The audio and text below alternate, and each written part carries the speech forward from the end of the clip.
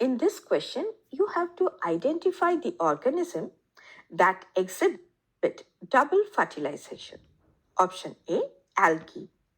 It is incorrect because algae reproduce to various methods, including vegetative, then asexual, sexual reproduction, but they do not exhibit double fertilization. Option B, fungi. It is also incorrect because fungi reproduce via spores through sexual or asexual means, but they do not have double fertilization. Option C, angiosperms.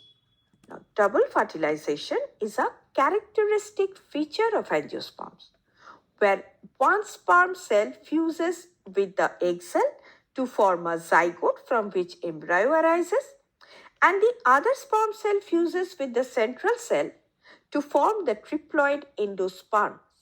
Hence, it is the correct option. Option D, gymnosperms.